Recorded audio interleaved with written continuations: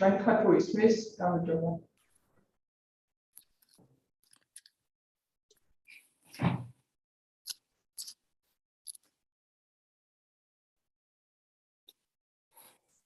Kuliko, hi, we can hear your voice. Thank you.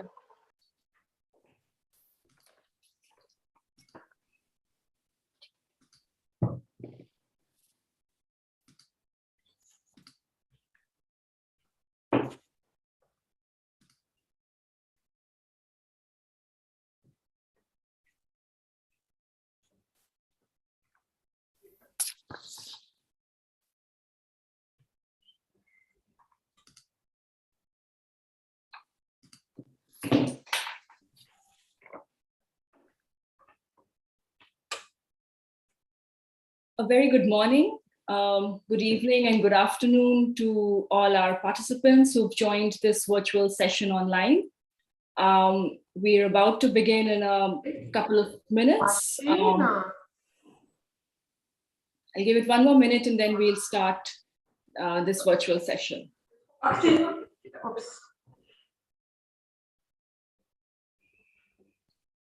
And I would also like to request people to please mute themselves if they're not speaking so that there's no disturbance. Thank you.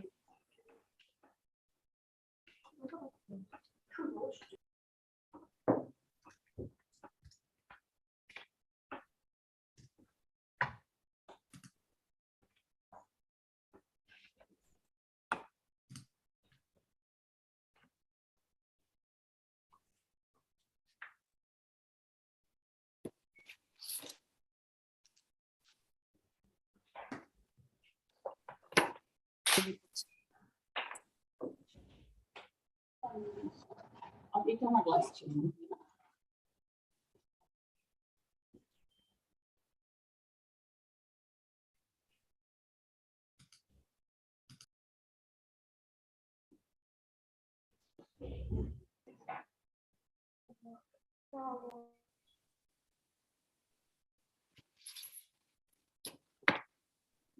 अच्छा এটা রিলেন করে দিই না মানে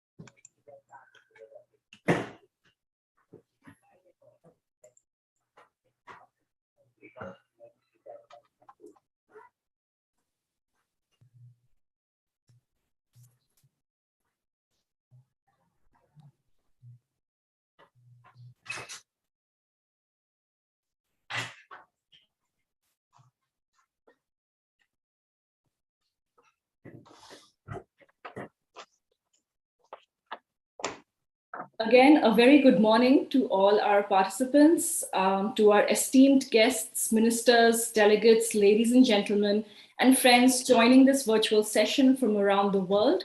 I warmly welcome you to the follow-up dialogue co-hosted by the UNFPA and the Government of Georgia on the Inter-Ministerial Declaration on Son Preference and Gender-Biased Sex Selection. My name is Yoshita Singh, and I'm the Chief United Nations and New York correspondent for Indian Newswire, Press Trust of India. Before I begin, I would like to inform all our participants that the call and the event is being recorded, and I would request you to please put your names and countries on the chat box for our reference. I would also like to request speakers to please adhere to the time limit so that we have time to listen to everybody's insights and comments, and to please stay muted if you're not speaking. And it's truly an honor today to have with us distinguished guests and panelists for this very crucial discussion that will seek to shine the spotlight on empowering women and girls as a path to end son preference and gender-biased sex selection. As the UNFPA notes that in 2020, the world reached a historical estimation of a demographic deficit of 142 million women as a result of pre- and postnatal selection. At today's dialogue, we will hear from our panelists and guests about progress achieved, lessons learned, good practices implemented through the past years in response to the commitments stated in the Inter-Ministerial Declaration on Son Preference and Gender-Biased Sex Selection. It gives me great pleasure now to welcome our speakers, and we look forward to listening to their opening remarks. Dr. Julita Onabanjo, Director of the Technical Division at the UNFPA Headquarters, New York, and Ms. Nino Silosani, Chairperson of the Permanent Parliamentary Gender Equality Council of Georgia. I would like to give the floor to Dr. Julita, please. Thank you. Thank you, Yoshita, and good morning from New York. Good afternoon. Sorry, I would request there's somebody we can hear. If you can please mute yourself. We're listening to Dr. Julita now. Thank you. So good morning again from New York, and good afternoon and good evening to our dear partners and distinguished delegates all around the world. I am privileged on behalf of UNFPA to open this global follow-up dialogue on the Inter-Ministerial Declaration on Son Preference and Gender-Biased Sex Selection. And allow me to start by really expressing our sincere gratitude to the government of Georgia, here represented by Ms. Nino Silosani, Chairperson of the Permanent Parliamentary Gender Equality Council of Georgia, and also Mr. Nico Tatulashvili, Advisor for Human Rights and the Protection Issues to the Prime Minister of Jordan. Thank you for co-hosting this important event with UNFPA.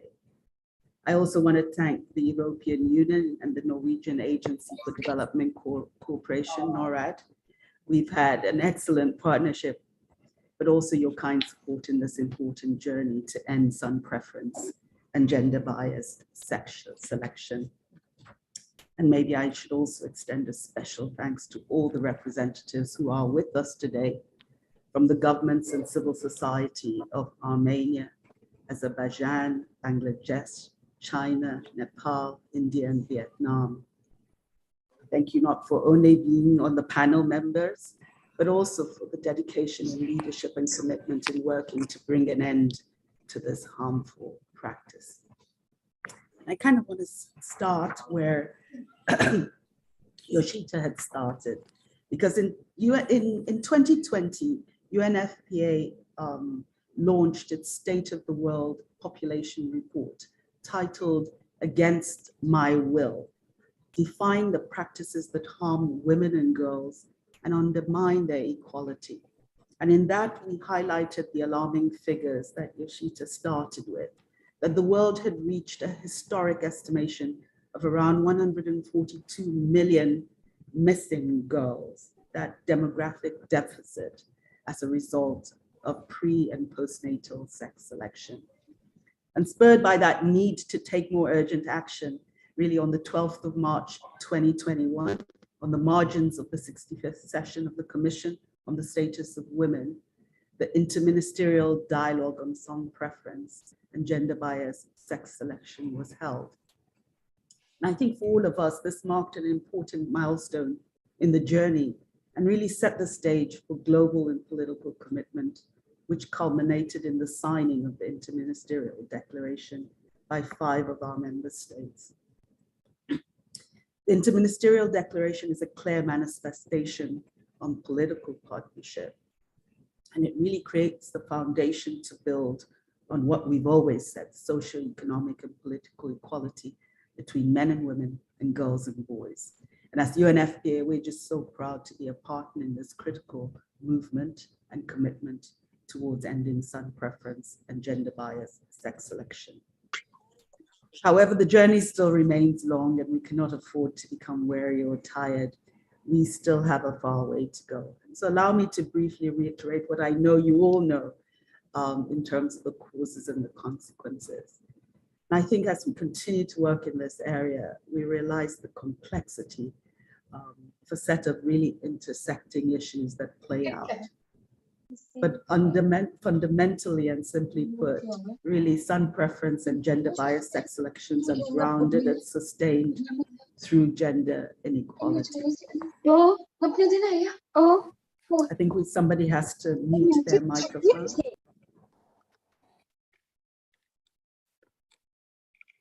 I would really request people, please, the participants to please mute yourselves while the speaker is speaking so that there's no disturbance in their flow. Thank you.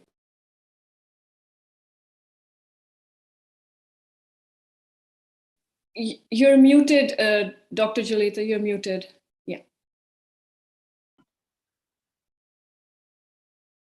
Yes, Okay. please go. Yes. Is this better? This is good. This is good.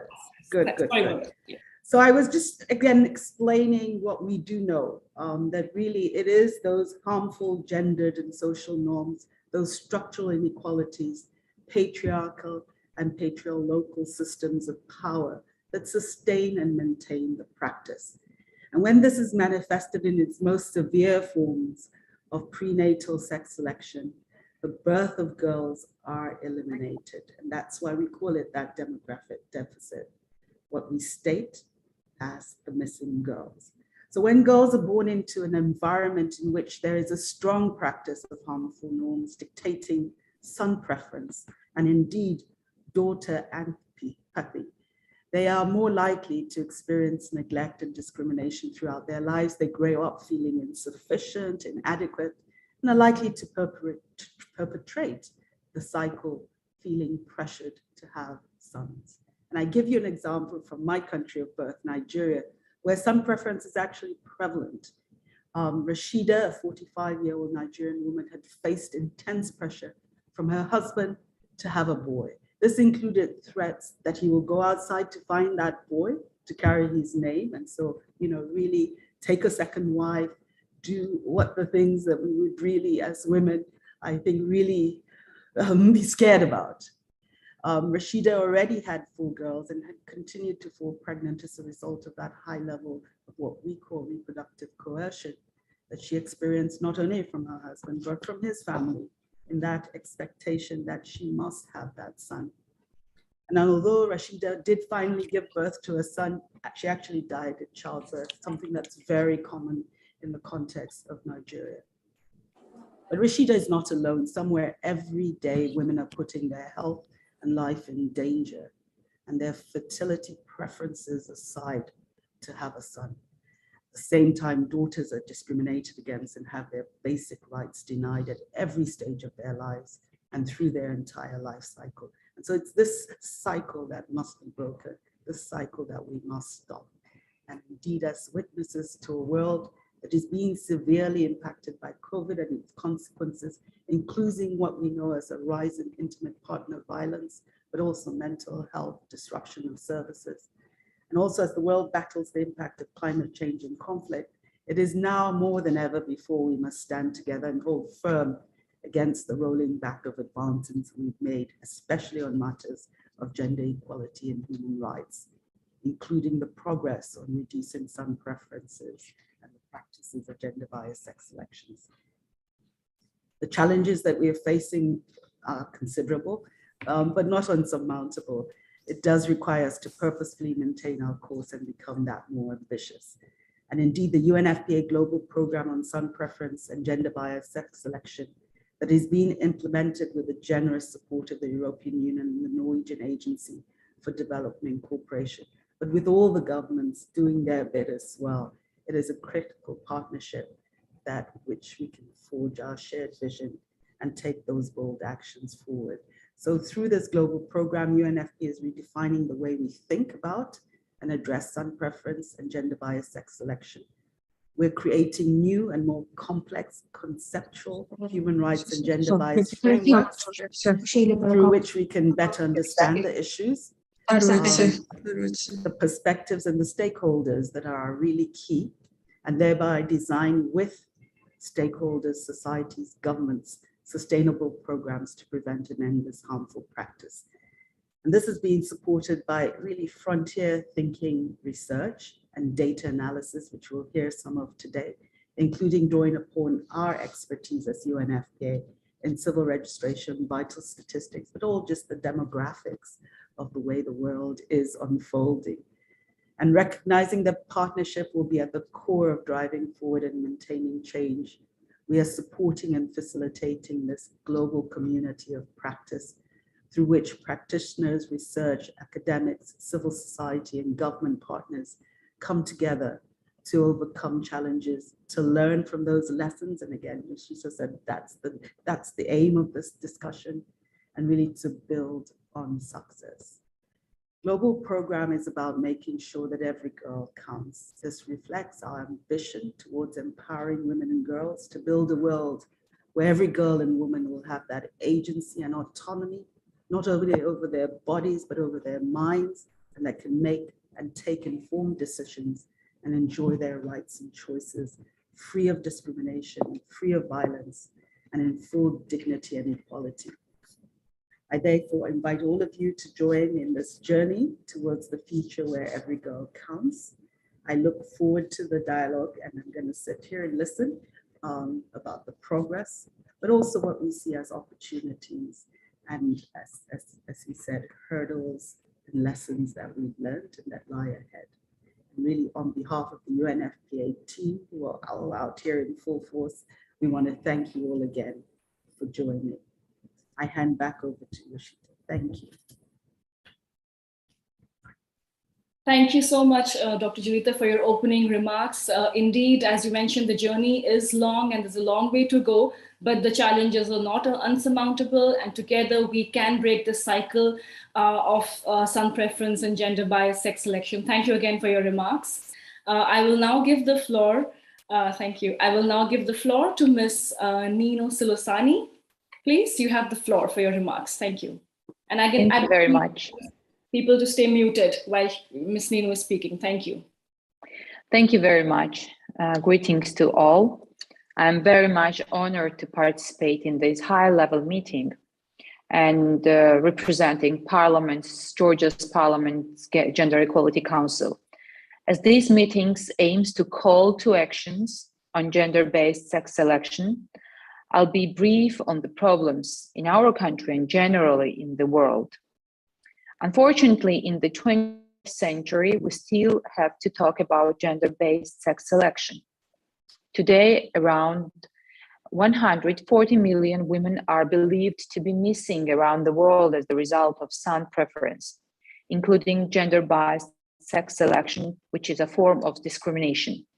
Georgia experienced a significant rise in gender-based sex selection after its independence from the Soviet Union. Between 1990 2015 years, more than 31,000 girls were not born in the family's desired male heir. Even though this trend is downwards now, currently we are still among 12 countries worldwide where sex imbalances at birth has been observed. Economic conditions seem to have played an important role in normalizing sex ratio at birth in Georgia via increased disposable income and improved possibility of having more children. Our legislation prohibits abortion based on sex preferences, yet cases of illegal abortion can still be observed, often due to encouragement from the family members. Also, as per Georgian legislation, abortions are allowed until 20th week of pregnancy. Often OB-GYNs refrain from telling the sex of the child before 20th week to avoid gender-based sex selection. Moreover, we work tirelessly to increase society's awareness regarding gender equality and the equal worth of girls and women in families, along with advancing legislative framework, ensuring women's economic and political empowerment, ensuring care policy delivery, protecting reproductive and sexual rights, empowering women generally are the priorities of our Gender Equality Council of the Parliament of Georgia. Further enhancing care policies on the legislative basis, as well as working on the more family-oriented programs is one of the top priorities for our action plan. We have been putting a lot of efforts towards achieving these goals. As a result, over the years, we did get tangible results.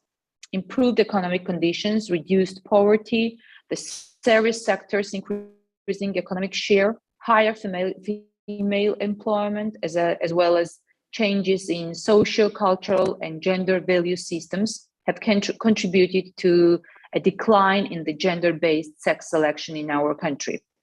As a result of these efforts by the state, the sex imbalance ratio in the country has progressed in a more favorable way. Currently, for over 100 girls born, around 107 boys are born as well. Still, these positive changes does not afford us the luxury of negligence. Son preferences is still prevalent in our society. It is rather evident that Georgian society is undergoing a process of value transformation, especially toward gender equality. However, due to limited integration into Georgian society, this transformation seems to be happening slower, with ethnic minority groups, migration and exposure to different cultures can further hinder the process. This is the reason that the numbers of such abortions are still high, especially in regions with ethnic minorities. Nevertheless, Georgia has come through a long way with still a lot of room for improvement. More than ever, with the support of our dear donors and international friends, we are ready to do more and learn more in this field and tackle the issue in the more effective way. I'm very much honored to be a part of this conference and be a part of this work done in my country, and it would be our duty to make these results more effective. Thank you very much. Thank you, Ms. Silusani, for your very insightful comments. And thank you for sharing Georgia's lessons. There's lessons for all of us from there. And as you mentioned, you still do not have, nobody has the luxury of negligence. We cannot get complacent. Thank you again for your remarks. And I will now request the participants to open their cameras for a Zoom picture. We can all look into the cameras and smile and have a nice group family photo here. Thank you.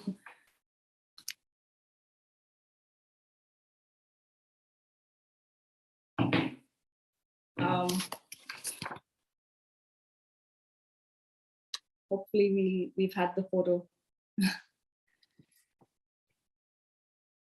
Thank you. And I now have the honor to invite Mr. Nico Tatulashvili, Advisor for Human Rights and Protection Issues to the Prime Minister of Georgia for the keynote address. Mr. Nico, the floor is yours. Thank you.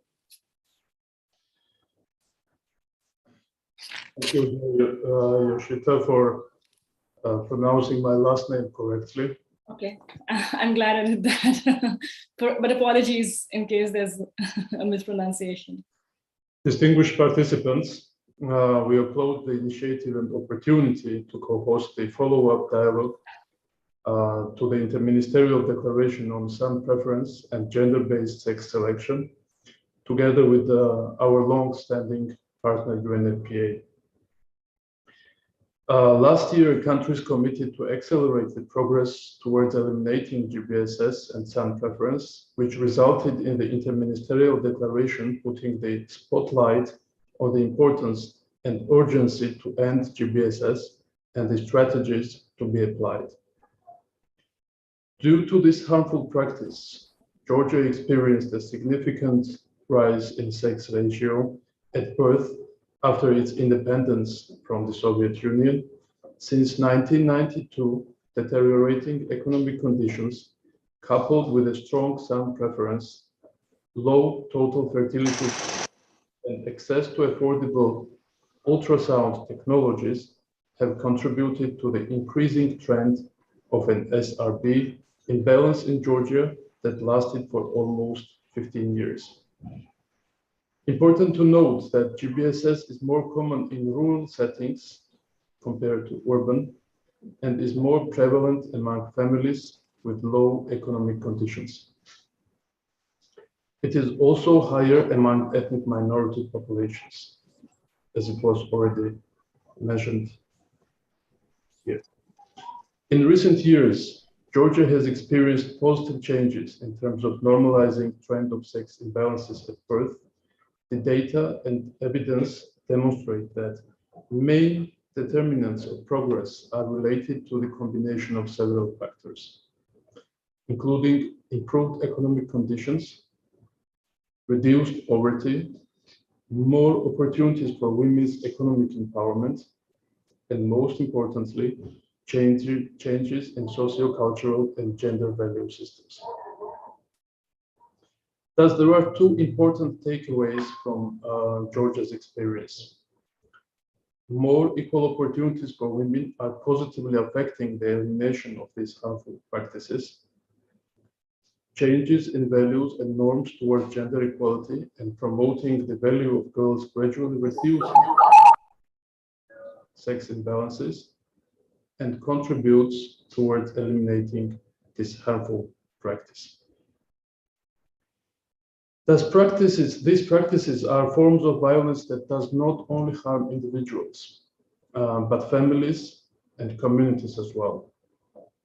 Therefore, in Georgia, the efforts of the government, partners from the civil society, and international organizations have been and will continue to be focused on the following: transforming discriminatory norms and challenging gender stereotypes by placing Sorry, can the person please mute? Everybody please mute yourselves. There's a lot of disturbance then for the speaker. Thank you. transforming discriminatory norms and challenging gender stereotypes by placing equal value on boys and girls is key to combating gender-based sex selection. Mobilizing men and boys in support of gender equality by redefining gender roles and engage men as active caregivers, responsible partners, and fathers. Creating more opportunities and empowering women and girls that contribute to the health and well-being of families and communities and improve prospects for future generations. Promoting gender-responsive family policies and economic opportunities for women to strengthen their agency and financial security. Ensuring strong political commitment at the national and municipal level to make sure that national strategies that address son preference and GBSS are translated into the local action plans and are well enforced. The National Human Rights Strategy, among other priority areas, reflects one of the country's essential commitments to eliminate discriminatory practices against women and girls. With this strategy and the follow-up action plan, we not only continue to strengthen our engagement against harmful practices, but we stand fully behind the SDGs and the 2030 agenda. I shared with you our vision and ambition to end harmful practices. We know that the path to eliminate GBSS is long, but the process can be accelerated if we work together with our governments, civil society organizations, UN agencies, and other partners in order to empower women and girls to strive to achieve substantive gender equality. It is very encouraging to see so many countries participating in this event, and we look forward to joining forces to make our global commitments for elimination of harmful practices a reality. I thank you.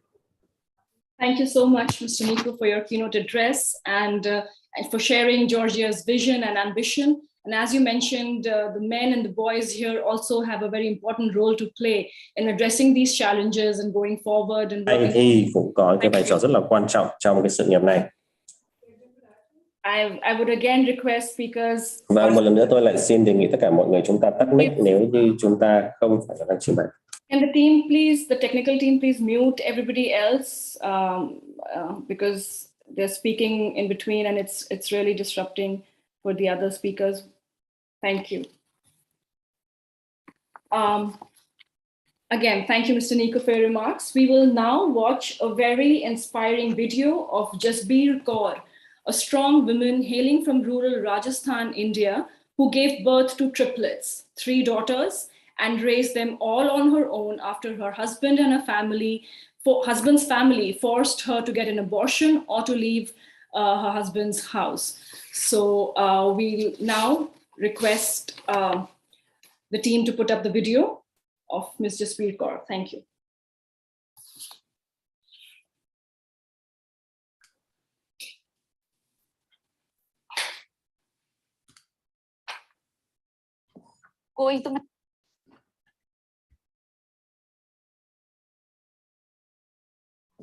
कोई तो मेरे को कहता ये बेचारी की देखो 3 बेटियां, एक लड़का ही हो जाता तो मैं कह देती मेरे को बेचारी बेचूरी मत बोला करो, एक तो मैं बेचारी नहीं हूँ, मैं भी लड़की हूँ।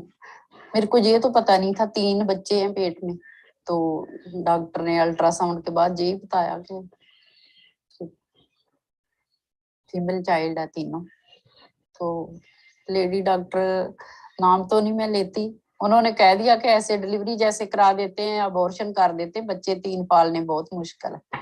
सुन के बहुत कहते थे हमारी 3 पीढ़ियों में बेटी नहीं है, ये 3 बेटियां एक साथ कैसे हो जाए, हमारे से तो पाली नहीं जाएगी, ये नहीं होएगा वो नहीं होएगा। तो बहुत कुछ सुनने को मिला है। उसके बाद तो मैं उधर गई नहीं, मैं नहीं गई। वो कहते अबॉर्शन करवा लो चाहे घर छोड़ दो, मैंने घर छोड़ दिया, मैं नहीं गई। पहले आपको पता ही है कितनी कम पे थी हमारी, इतनी छोटी सी पे में बच्चों को पढ़ाना खिलाना और घर की पूरी जरूरतें पूरी करनी, ये मेरे को होता और किसी का सपोर्ट भी नहीं। मेरे को अच्छा नहीं लगता किसी से एक पैसा भी मांगना, इसीलिए मैं कभी अपने भाई से भी नहीं कभी ऐसे किया कि मेरे को कुछ मदद करो। अब तो बहुत होता मैम, जब कोई रिस्पेक्ट देता मेरे को, कहते इसकी 3 बेटियां और अकेली ने पाली, तो मेरे को खुद को अपने पर के मेरे को भगवान ने इतनी हिम्मत दी। मैं पहले मैम मैं बहुत डरपोक और कमजोर होती थी, अब इधर सारी जिंदगी मैंने अकेली ने निकाली, बच्चियां को भी साथ रखा और पाली पढ़ाई। पता नहीं वो डर कहाँ गायब हो गया, मेरे को इन्होंने शक्ति दी। लड़कियां भी शक्ति होती है, मेरे को तो ऐसे ही लगता कि ये देवियां शक्ति है। कई बार मैं भावुक हो जाती हूँ, मैं पीछे की कमजोरी कई बार ज्यादा आ जाती है और मेरी बेटियां मेरे को कह देती मम्मा रोना रोना नहीं, दुनिया ऐसी है, निडर होके रहो, दुनिया तो ऐसी चलती है। ये अपना फैसला है, बच्चा पैदा करना औरत का फैसला, परिवार चलो बराबर दोनों का, मियाँ बीवी का दोनों का होता, पर ये थोड़ी कि हम उनका ये फैसला मानने कि इसको बच्चे को वोट करा लें।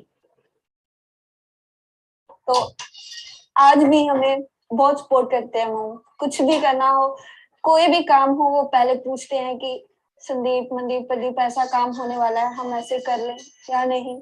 तो ये चीज तो मैंने देखा है लड़कों से ज्यादा पूछी जाती है, लड़कियों की सलाह कोई नहीं लेता है, लेकिन हमारी मम सबसे पहले हमें पूछती है कि ऐसा होने वाला है, हम ऐसा कर लें या नहीं करें, आप अपना बताओ। तो बहुत अच्छा लगता है।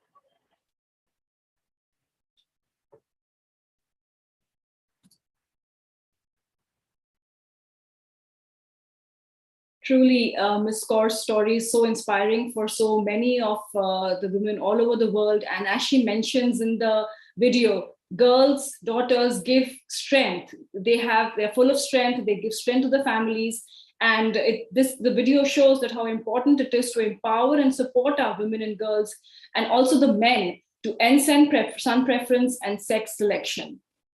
We will now move on to the ministerial dialogue, and for this first panel on progress against the commitments towards the implementation of Inter-Ministerial Declaration on Son Preference and Gender-Biased Sex Selection, we have with us Mr. Din Huy Duong, Director of Education and Communications, Ministry of Vietnam, Ms. Sadagat Karma Nova, Deputy Chair of the State Committee for Family, Women and Children Affairs of Azerbaijan, and Ms. Roshni Devi Karki, Undersecretary, Population Management and Information Division, Ministry of Health and Population, Nepal. We will hear from them about progress in their countries on policies to prevent and end son preference and enhance the value of girls. Mr. Duong, you have the floor.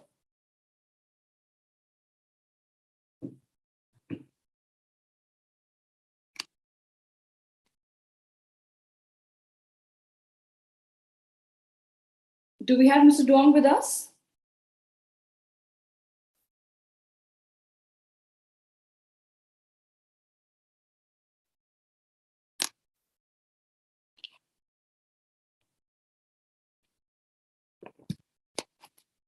I'll move on to Ms. Sadagat. I'll ask her to please share her comments, and then we'll come back and see if Mr. Duong has joined us.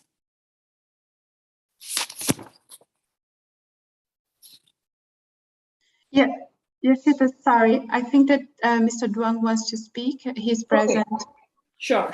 Mr. Duong, please go ahead. Thank you.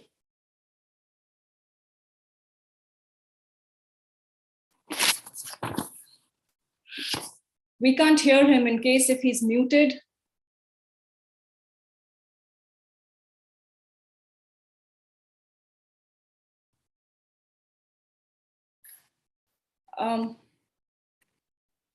Mr. Duong, if we cannot hear you.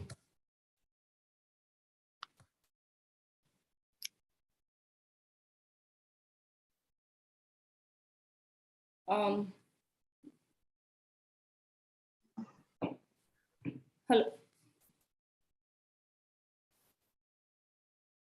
Mr. Duong, we cannot hear you. If you can check your, yes. Yes, thank you.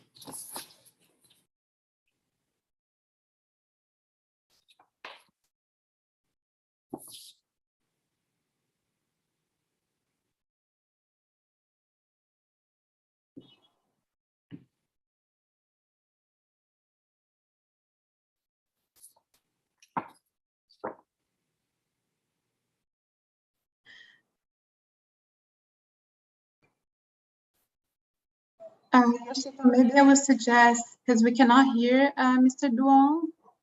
So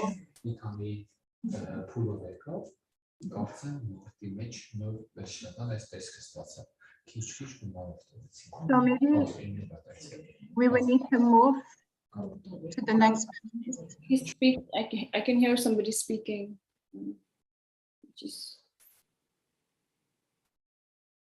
Okay, we will move to Ms. Sadagat because we are having some technical issues.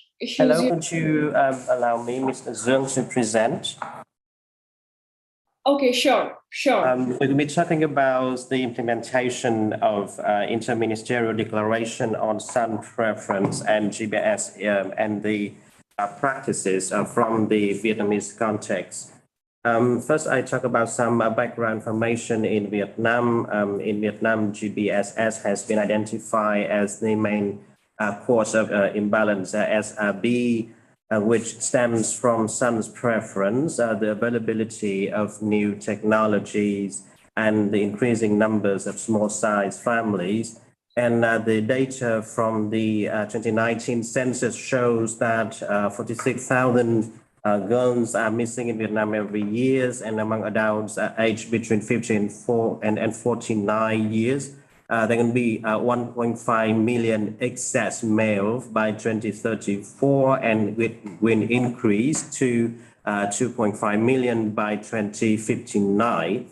And SRB reached 111.5 male births per 100 female births in 2019. while the biological or natural ratio should be between 105 and 106. And Vietnam's sex ratio at birth is the third highest in Asia, following China and India. In terms of key GBSS achievements, I talk first about policy and law. We have the Law on Gender Equality 2006 stating that sex selection is illegal in any form, including the forcings of another to have an abortion because of the gender of the fetus. In 2003, we have the Population Ordinance, which prohibits sex selections. And then we have another decree setting out the violation of the ordinance as matters of illegal violations. In terms of the national programs, we have the national strategies for gender equality from 2021 to 2030, which aims to drag the SRB down to 109 boys per 100 girls by 2030. And we also have the national strategies on population and reproductive health between 2011 and 2020. And another population strategy by 2030, which aims to bring SRB back to the natural ratio. And the government has also promulgated a scheme on sex ratio as birth control for the period from now to 2025. And the Communist Party also issued a major resolution number 21 on population in the new situation. By building on those policies, we have a series of intervention programs. We have a data generation scheme, which include a review on GBSS policy impact in 2019, the National Population and Housing Census, which was conducted every 10 years to generate data, many of which can be used to measure SRB. We have the review of the intervention on GBSS for the last 10 years, 2010 to 2020, and a study on handling the social norms of son preference in Vietnam in 2018, and a fact sheet regarding son preference and the undervaluing of girls in 2019. We also launched a series of communication campaigns about GBSS. We have an annual campaign to promote the value of girls and fatherhood, responsible fatherhood program, and a series of advocacy workshops on forum to address GBSS. And in January 2022, the Prime Minister of Vietnam issued a decision to establish the National Directorate Committee on Population and Development, led by a Vice Prime Minister, and assign the Ministry of Health to be the leading agency in the fight against GBSS. We also launched a series of international experiences, sharings, and visit many study tour to countries where we can learn from GBSS fighting experiences, China, India, and South Korea, for example. In terms of the way forwards, we will continue to implement communication strategies at both the national and local level, focusing on the use of modern technologies such as smartphone and social media to communicate information about GBSS and son's preference. We also strengthen the multi-sectoral coordinations among ministries at national level and agencies at the local level. And we will develop the GBSS prevention program towards 2030 and follow up the 2019 Nairobi Summit on the ICPD 25 and the Inter-Ministerial Dialogue on Son Preference and GBSS in March 2021. We want to assure that we have a periodical reporting mechanism on son preference and GBSS as part of our estimations of Vietnam's progress towards the achievements of SDGs and the 2030 agenda. Thank you very much for your attention.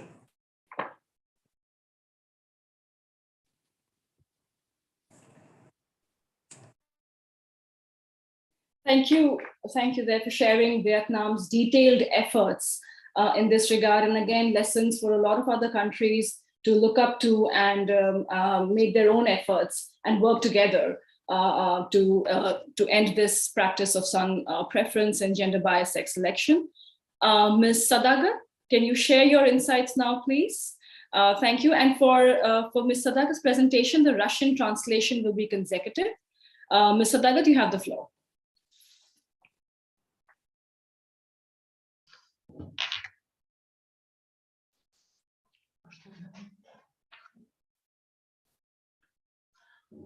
Всех приветствую, уважаемые участники мероприятия.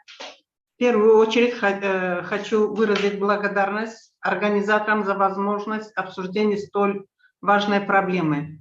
Вопрос расширения масштабов деятельности в целях искоренения практики предпочтений сыновей и абортов по половому признаку. Обеспечение гендерного равенства, а также расширение прав и возможностей женщин всегда был и остается приоритетным вопросом для всех стран.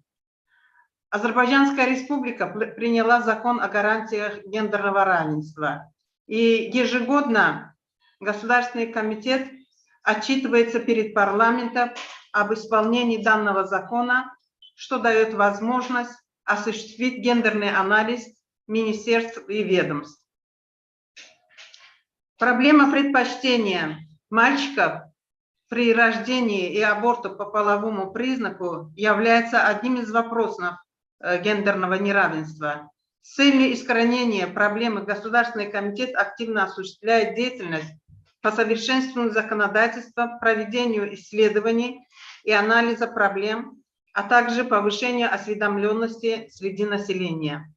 Для преодоления этой тенденции решением Кабинета министров 2020 года был принят национальный план действий на 2020-2025 годы по предотвращению выбора пола ребенка до рождения, в котором были разработаны меры по искоренению, совершенствованию законодательства, расширению мер по оказанию поддержки девочкам и женщинам с целью ликвидации гендерной дискриминации и неравенства, усиления информационно-пропагандистской работы, а также укрепления межведомственных отношений и сотрудничества в этой области. Также в принятой государственной программе по народонаселению и демографии за 18-30 годы были включены положения по проведению соответствующих мероприятий и мониторинга по решению проблем неравенства полов в Азербайджане. В свою очередь, Государственный комитет совместно с Министерством образования и Министерством здравоохранения периодически осуществляет просветительскую деятельность среди подростков и молодежи. Среди них нужно выделить тренинги в общеобразовательных учреждениях и школах на темы репродуктивное здоровье и планирование семьи, последствия выбора полов, скажем, нет выбору пола до рождения ребенка. Государственный комитет в тесном сотрудничестве с отделением фонда ООН в области народонаселения в Азербайджане проводит ряд мероприятий с целью решения проблемы предпочтения сыновей и гендерного неравенства посредством разработки соответствующих механизмов для повышения осведомленности среди населения. С целью привлечения внимания общества к прекращению предпочтений сыновей хотела бы отметить недавно проведенный фестиваль семьи, организованный при поддержке Евросоюза и Фонда ООН в области народонаселения, а также общественное объединение «Надежное будущее». Основной целью фестиваля является повышение среди населения ценности девочек и продвижение практики ответственного отцовства для борьбы с гендерным стереотипом в семьях. В рамках кампании «Скажем нет выбору пола ребенка», направленной на предотвращение дискриминации по признаку пола до рождения ребенка, следует отметить деятельность Центров поддержки детей и семьи при Госкомитете, которые проводят информационно-просветительскую работу в регионах по борьбе с гендерными стереотипами и расширению возможностей женщин и девочек. При поддержке Государственного комитета по вопросам семьи, женщин и детей 1 июня 2020 года был создан Совет послов детей Азербайджана, который выполняет важную миссию в плане доведения проблем до соответствующих органов и принятия мер по устранению случаев нарушений прав ребенка. Особо следует отметить активное участие девочек в деятельности Совета.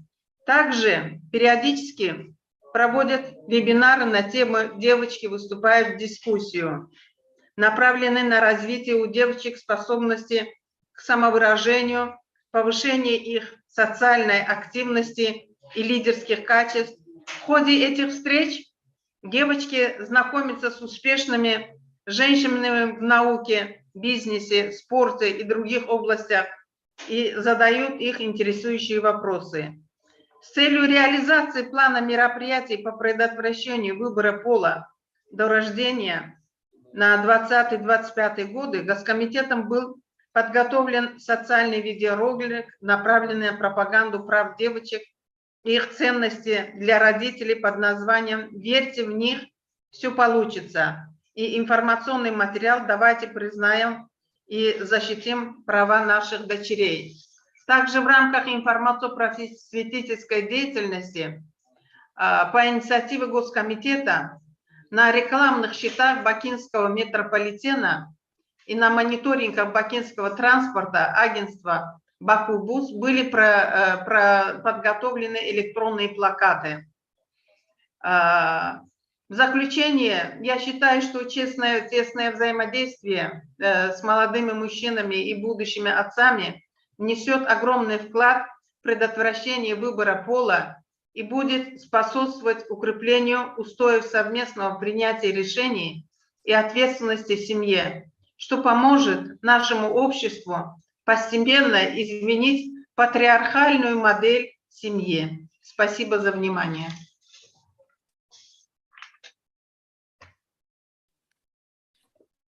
Thank you, Ms. Sadagat, for sharing with us Azerbaijan's progress obtained in efforts to prevent and end son preference and empower women and girls in your country. Thank you. Ms. Karki, you have the floor now. Thank you. Respected all, good namaskar, good afternoon. I am Rosani Devi Karki from Nepal, Ministry of Health and Population. First of all, thank you for organizing this kind of platform and providing the opportunity to share the achievement on gender-biased sex selection seminar. The Constitution of Nepal 2015 guarantee equal rights to both male and female children. The Safe Motherhood and Reproductive Health Rights Act 2018 safeguards women's rights to safe, legal, and free abortion and explicitly forbid sex determination and sex-selective abortion. In our country, Nepal, sex ratio at birth, SRV, has begun to destroy since the past 1 decade. It was 98 males to 110 males for every 100 females newborns. Nepal Demography and Health Survey 2016. The 3 determinants of imbalanced SRV, fertility decline, easy access to sex determination technology, and son preference are evident in our country. Gender-based sex selection, GBSs, in favor of sons in a manifestation of gender inequality in Nepal that is deeply embedded by traditional, cultural, religion, and socioeconomic factors that undervalue girls and women. Achievement, the major achievement of country towards the commitment made in the declaration is a national strategy to end gender-based sex selection. GBSS has been developed by Ministry of Health and Population, MOHP. The vision of strategy is to create a society free of GBSS by 2030. Its aim is to work towards ending any kind of gender-based sex selection activity. The initial process of implementation has begun with sharing of the strategy with provincial level government agency and all 7 provinces of Nepal. Recommendation and way forward. The Ministry of Health and Population is committed to take forward work towards the implementation of the national strategy in partnership and in coordination with various other line ministries. Various communication and media intervention are ongoing and will be further strengthened, particularly aiming to address the overall root cause of GBSS and imparting knowledge on women's independent identity, bodily autonomy, ending impunity for violence against girls and women, and elimination discrimination against girls and women in all sectors. Future program will aim at investment towards capacity building for women and adolescents for their meaningful participation in public and political life, and implement policies for affirmative actions. Support and investment required in the existing evidence-based action plans, policies, and program of government in addressing some preference, gender inequality, and gender-based bias sex selection, with a focus on awareness raising campaigns, community mobilization, and on implementation of GBSS strategy to end GBSS 2021 to 2030 at all levels. Thank you very much. Thank you. Thank you, Ms. Karki, for that information about Nepal's efforts and initiatives towards moving and creating a society that is free from gender bias sex selection by 2030. Thank you, and good luck for this ambitious and your vision. Thank you.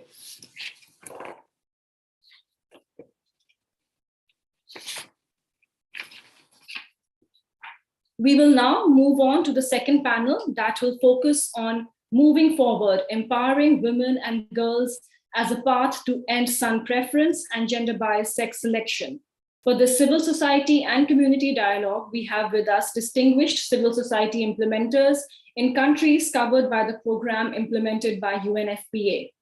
It gives me great pleasure to welcome Mr. Anand Tamang, Director of the Center for Research on Environment, Health, and Population Activities of Nepal, Ms. Margarita Hakobian, Executive Director, Oxygen Foundation in Armenia, Ms. Shampa Goswami, Founder and Executive Director, Prorna Women Welfare Organization in Bangladesh, and Ms. Du Lili, Deputy Division Director, International Cooperation Department, China, Family Planning Association. Thank you.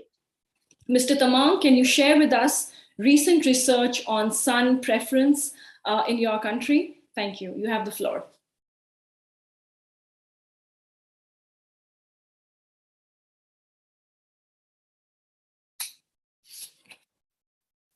Mr. Anand Tamang, can you hear me? Yes. Yes, thank you. Yes, thank you so much. I forgot to unmute. So let me start with saying that my talking points are basically based on the research, and we have been carried out research on the GBSS and son preference since 2007, and some of these studies have indicated that the existing patriarchal norms and beliefs, which are basically sons are regarded in the family to carry out the family lineage, old age support, and for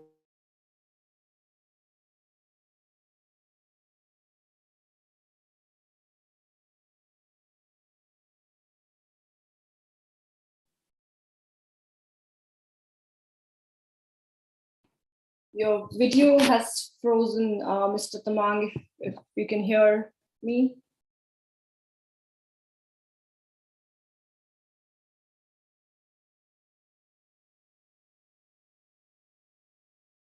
Mr. Tamang?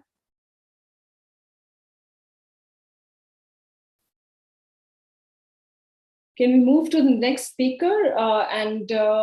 If this video is clear, then we could come back to Mr. Tamang. Thank you. Thank you. Yeah, please go ahead.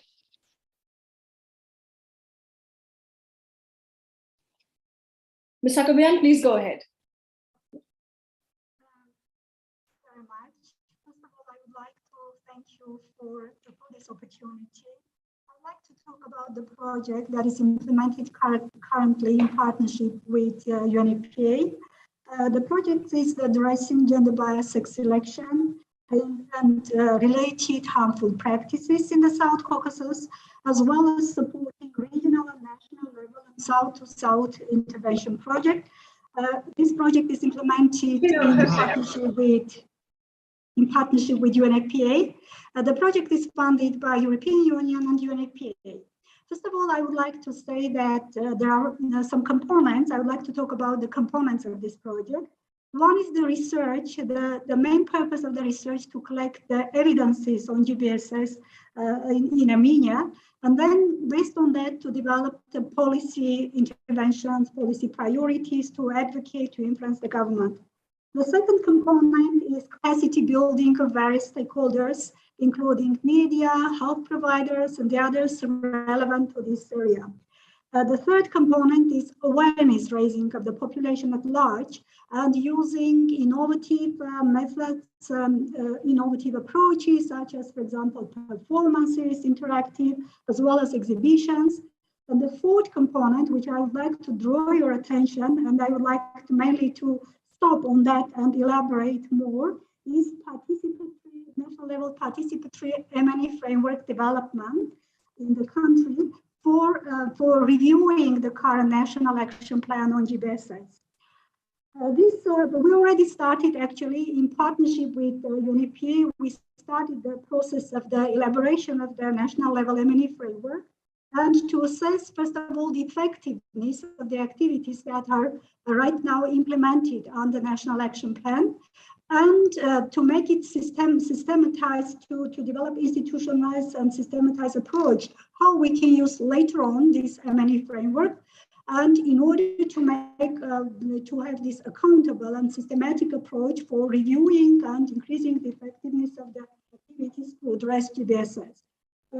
This process, as I already mentioned, is started, and I would like to draw your attention to the fact that there is in Armenia National Action Plan. This action plan has been developed by the Ministry of Health and Ministry of Labor and Social Affairs.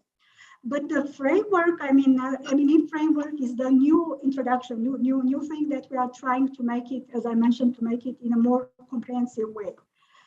This process we also started, and we already had some consultation with Laura Rams. She actually supported us in the multi-stakeholder meeting to introduce global framework of the GBSS.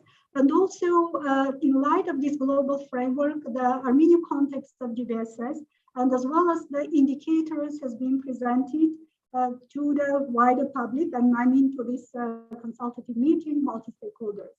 So the next step is the roadmap development. In order to make sure that this is participatory, we developed a working group comprising of focal persons from the different relevant ministries, such as Ministry of Health, Ministry of National Institute of Health.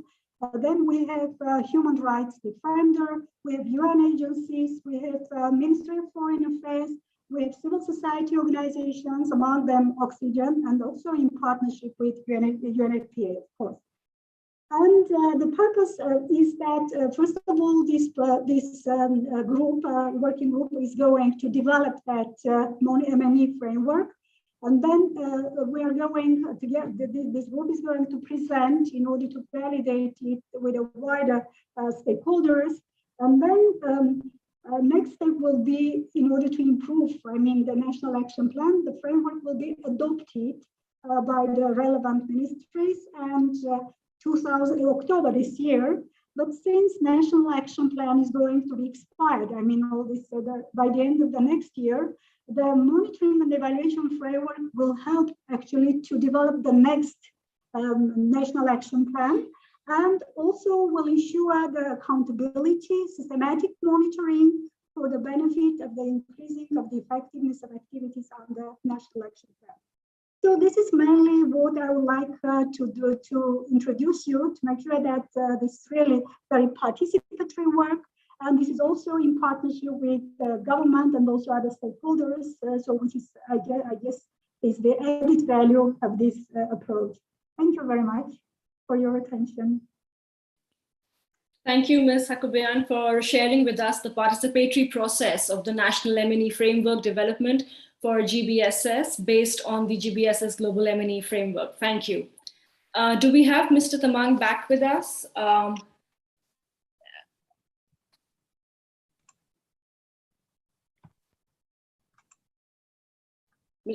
Mr. Tamang, can you hear me? Yes. Your video froze last time, so if you can go ahead and share with us your thoughts again. Thank you for being with me because of the, this connection. As I was saying that our study have shown that the preference for sons among the Nepalese couples are determined by the gender of the preceding child, basically the first or the second child, and then the preference for the sons, increases with the increase in the birth order. After the second and the third birth, the preference for the daughters gradually goes down, and the preference for the sons is rising up. And in our recent study, which we have carried out among these women who are currently pregnant, though they already have 2 children, we found that the desire for the son was extremely high from the current pregnancy, and then more than 2/3 of the pregnant women wanted a son from the current pregnancy, and it was basically coaxed by their husband to have a son. So as we know that in Nepal, as in many countries in Asia, access to reproductive technologies such as ultrasonogram has enabled the Nepalese couples and women to conduct prenatal sex determination tests and terminate the fetus of an unwanted sex. GBSS has become common among both urban and rural residents. In the past, it was only meant for the urban, rich, educated women, but now even the women from the rural and low-income community also desire for the son, and they go for sex-related abortion. So that was from a recent study. Though Nepal, as I said, is a patriarchal society, but even men are not spared by the patriarchal systems. We found that men are affected by the patriarchal the systems and subject to severe socio-psychological pressures, including disgrace and stigmatization for sonlessness. If you don't have a son, they are called sonless. And in Nepalese term, they are also called namard, means not able to, be a father of a son. So these are some of the pressures that even men in the patriarchal society, they face because of not having a son. So there are many examples from our study which shows that the type of the actions and the coping strategy men have when they are not able to have a son, or if they only have daughters. So and we all know that they are also fear of being rebuked by the society, by their own in-laws, and by the family. And it was strange to see that there is a pressure, undercurrent pressure coming from the spouses, the wives themselves, for men, to be a father of a son, because that really also secures their family marriage. We know that in Nepal, as our Roshni Devi Karkiji, who is the Deputy Secretary of the Ministry of Health, who just spoke before me, that it is a criminal offense to undergo sex determination test and sexuality abortion in the country. But there are several private clinics that has opened up, and they are making a huge profit out of these GBSs, basically sex determination test and conducting sex-related abortion in the country. So the way forward that I would like to stress here are basically we need to implement the effective advocacy and social behavior change communications campaign aimed at addressing the gender equality and promoting equal values of girls. So unless we value the girls and the birth of a daughter are equally, demand, there is an increase in their choice and demand, then there will always be a pressure to have a son. So a situation should be created in maybe in 5 years or 10 years that the preference for a son is diminished to a considerable extent, and there will be no requirement for the couples to go for sex-selective abortion in the country. In such an aspect, I think it's very important to engage men and boys in awareness campaigns against the socio-cultural norms and practices. Those verify sons and perpetuate GBSs, and also make them understand the long-term consequences of, imbalanced sex ratio at birth in the country, and lesson learned from our neighboring countries like India and China. And I would also like to reiterate what Ms. Karki have just said about the importance of investment on economic empowerment of women and girls. So unless we empower women and girls, it will be difficult to ensure their meaningful participation in productive economic and business activities, and they and enhance their resiliency, voice, and agency, and have more respectable, the participation in the society. There's also equally important to discourage the use of medical technologies for the sole purpose of sex determination, or sex selection, and ensure every service provider to adhere to the government, professional code of conduct and medical ethics while providing USG, because USG is mandatory during a pregnancy, but it should not be misused just for GBSs. As Nepal have now the national strategy for ending GBSs by 2030, and this has to be implemented at the province and at the local level with the strong participation with the civil society organization. Without their support, the target will be difficult to achieve by 2030. And also encourage the private sector and non-government agencies to design and implement joint programs based on the government's national strategy on ending GBSs at the local government level, and also efforts to promote value of daughters and ensure gender equality between sons and daughters. So KRIPA as a CSO, we are committed to supporting the government and the Ministry of Health in providing new evidences and also speedy translation of the national strategy into action programs. Thank you so much for having me. Thank you, Mr. Thaman, for sharing your thoughts and ideas. And also, as you mentioned, this son preference and gender biased sex selection is impacting men as well. And they're also being, they have to deal with the stigma of sonlessness, as you mentioned, and also that it takes the women empowerment and gender equality really to get rid of this concept and to ensure support for women and girls. And thank you again for your remarks. Before I move to Ms. Goswami, I want to point out that we will open the floor for questions. So if you have any question, you can please type it in the chat box and also address to whom you wish to ask that question to. And then we'll, after this panel discussion, we can have a Q&A round. Ms. Goswami, can you now talk about life experiences and how Prerna-led interventions at the community level are addressing son preference and undervaluing of women and girls? Thank you.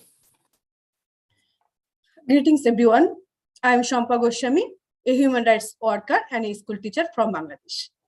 I'm also a founder and executive director of Prerna, which means inspiration. Based in the coastal Khulna region in southern Bangladesh, which is among the most disaster-prone regions in the country.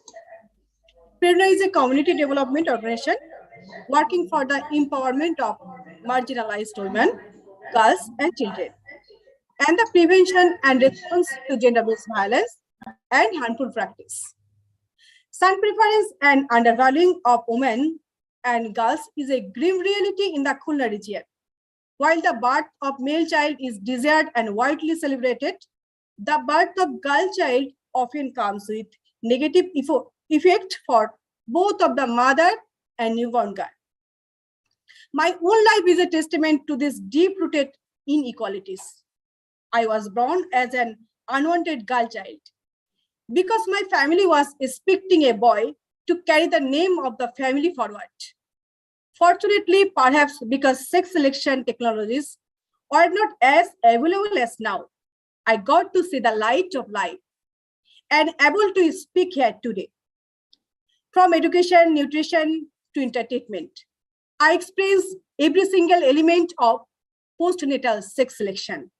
However, I managed to somewhat navigate my way out of this devalued life with my strong determination and hard work. A lot of improvement have been made over the decades in terms of girls' education and health. But son preference and the undervaluing of girls are still common in our society. Being a mother of two amazing girls, the reality struck me harder again with their birth when my husband and in-laws didn't even pay a customary visit to the hospital after learning that I delivered a girl child. This is not just the story of my life. Rather, it is the reality for the large number of women and girls in Bangladesh. Even though there is no conclusive evidence of white prenatal sex selection in Bangladesh at the moment, we still need to be vigilant. Preventive measures are needed to be undertaken, with more research looking into the reality on the ground, because all three of the factors of GBSs are present in Bangladesh. In our work at Prerona, we adopt a household development approach that includes protection, skill development, livelihood, and psychological support for vulnerable rural women and girls, so that they can empower and better position to claim their own rights and take control over the decision affecting their life and well-being. During the pandemic, these women and girls supported the country by producing a large number of handmade face masks. Moreover, we enhance their understanding the human rights, gender, reproductive health, and right issues, and their agency as protect human beings. Overcoming all the devaluation and discrimination, I navigated my way to a free future for myself. I want this sense of freedom and empowerment to resonate the life of all women and girls in Bangladesh and around the world. Thank you.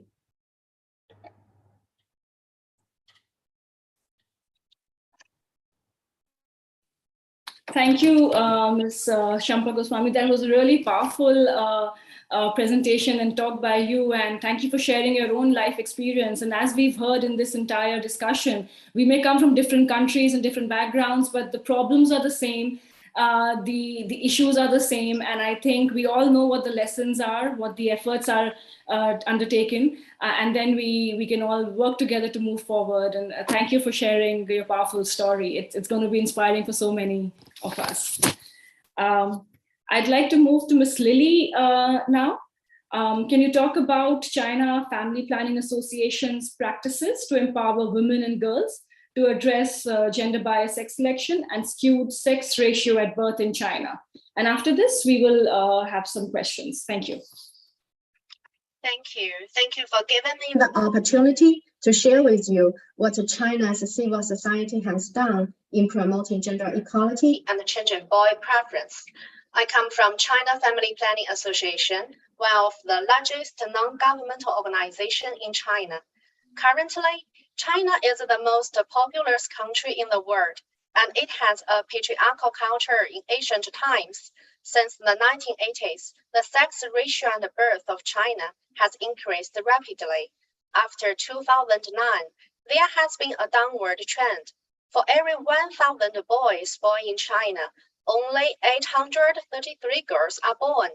According to the data released by China's 7th census in 2021, the sex ratio of the total population was 105.07, and the sex ratio at birth was 111.3, a decrease of 6.8 compared with 2010. Although the sex ratio at birth in China has not completely returned to normal, it has declined for more than 10 years. The Chinese government attaches great importance to the high sex ratio at birth and has formulated corresponding laws and regulations, strengthened the special actions, and empowered women and girls. Therefore, the boy preference has been reduced.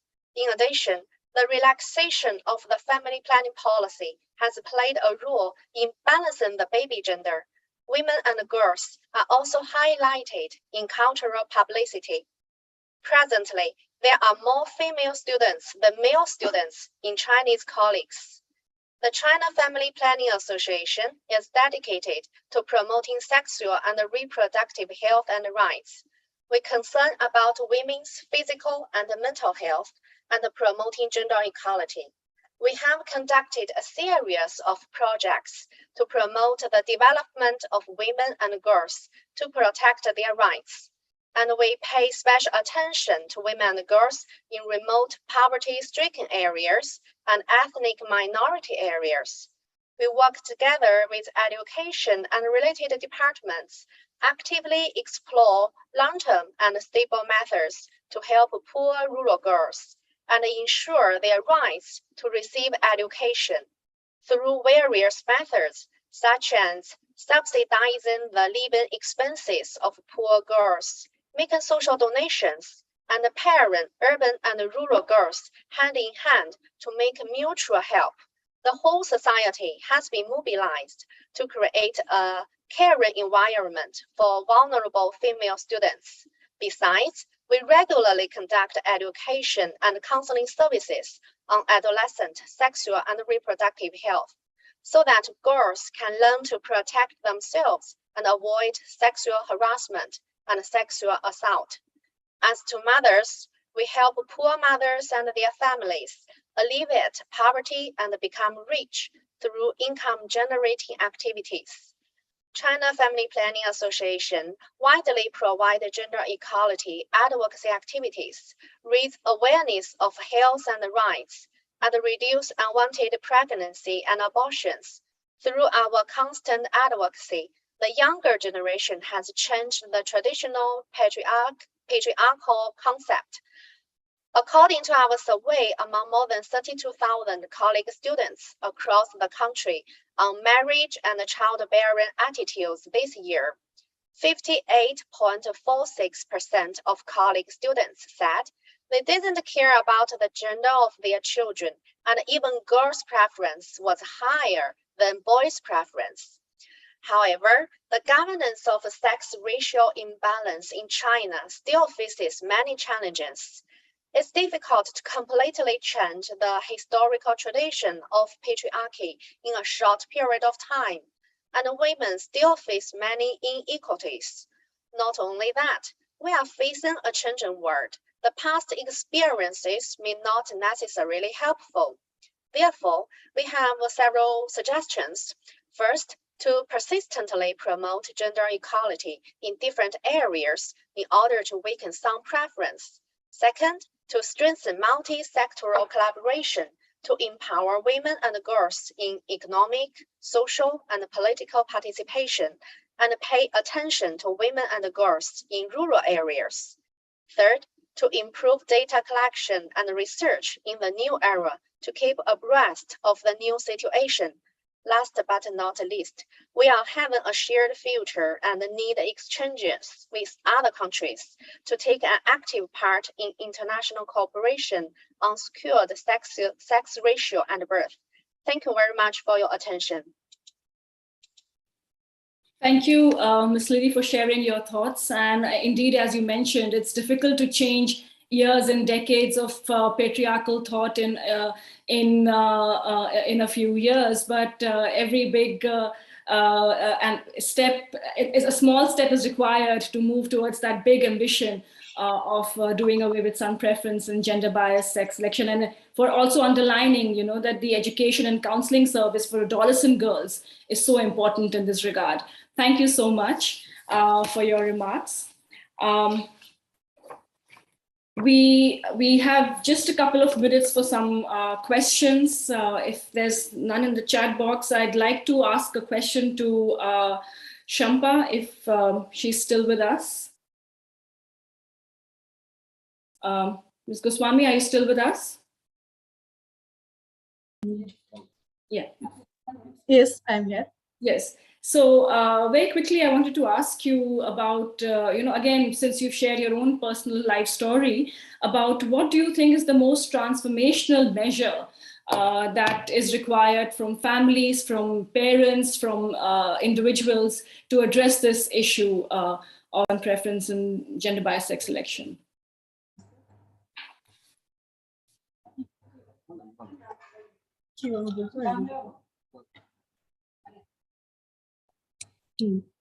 Sorry, I think she's not really confident in speaking in English, but she can respond in writing, or she can speak in Bangla and I can translate if that's okay. Yes, that would work. Yeah, sure.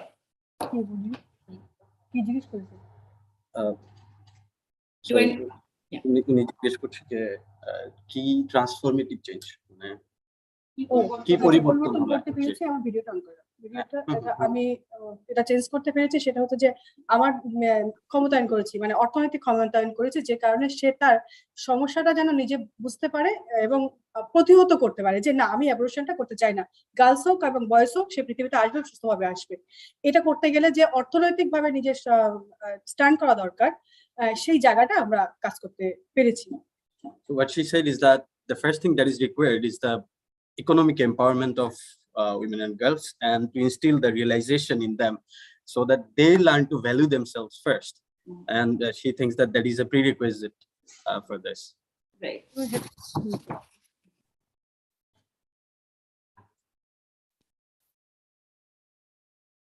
Sure. Thank you, and I'm sorry we are really running out of time, and there's so many questions that we have for all of you all, but I would like to now move on to the closing of the event, and to deliver the closing remarks, it gives me great pleasure to invite Ms. Patricia Panettiere, Directorate General for International Partnerships of the European Union. Ms. Patricia, you have the floor.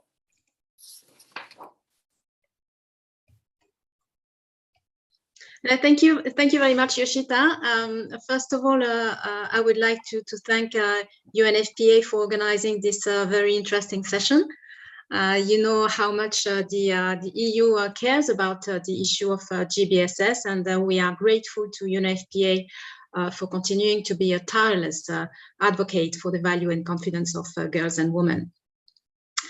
As a donor, you should know that while an inter-ministerial declaration is a significant step forward, the follow-up of actions that must follow from this declaration of intent is equally, if not more, crucial. Indeed, our efforts to support actions in favor of women's and girls' rights are measured not only on the basis of needs, but also fueled by civil society initiatives and the willingness of countries to strengthen their capacities to fight against gender-based discrimination.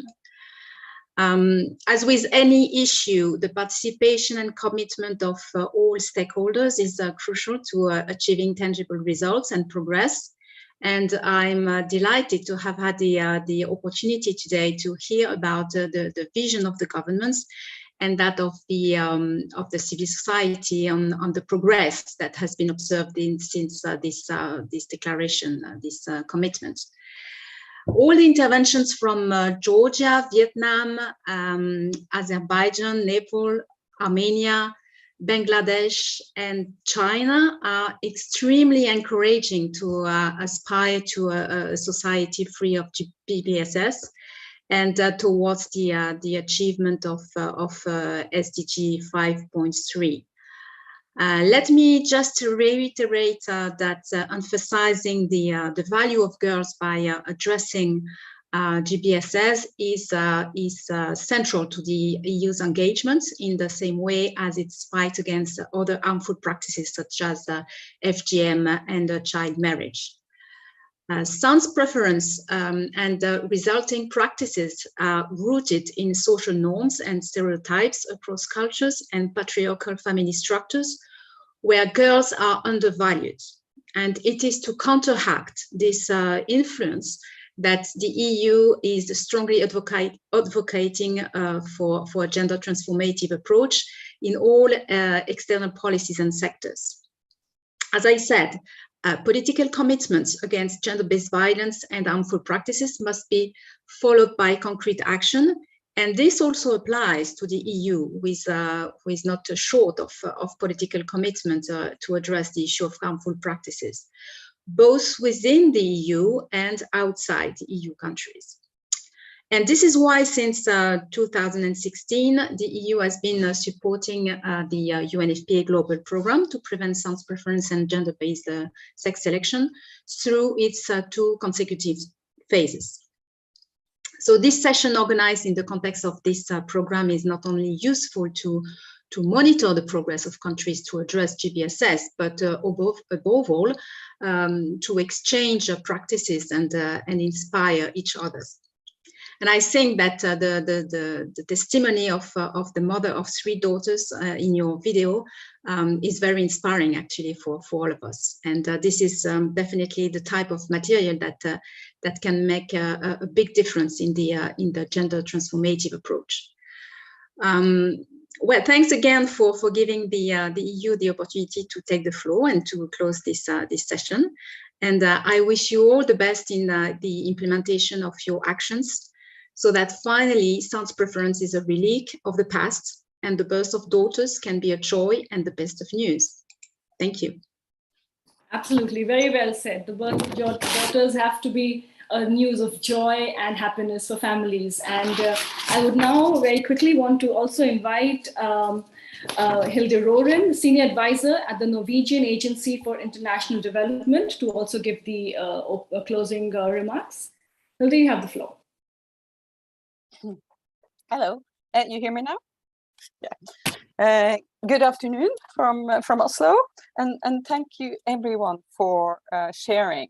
I think it's very promising to hear about the commitments of the government, as well as the depth of collaboration between different actors, including civil society, which is doing such an important work on the ground. And I think Patricia said most things, so I don't need to repeat all the great points she had, but I just think this work is so important, both for addressing son preference, but also other harmful practices, since this value of girls is really the root of these practices. So NORAD is very proud to support this work, and it was very interesting to hear an update. Thank you very much for a very interesting event. Thank you. Thank you so much to both of you for providing a perfect closing for our discussion today. We can agree that we all leave this session enlightened after listening to our esteemed guests and panelists about efforts and experiences, as well as food for thought and concrete actions as we move forward to combat this challenge of gender-biased sex selection. It will take a whole of society approach to bring an end to this harmful practice and ensure that both daughters and sons are welcomed into families with equal love, care, and dignity. Thank you all so much for joining us today, and we hope to meet each other virtually and maybe in person sometime soon again. And till then, all the best to all of you all, and good luck for this important work that everybody of you all is doing. Thank you so much, and have a good day. Thank you. Thank you.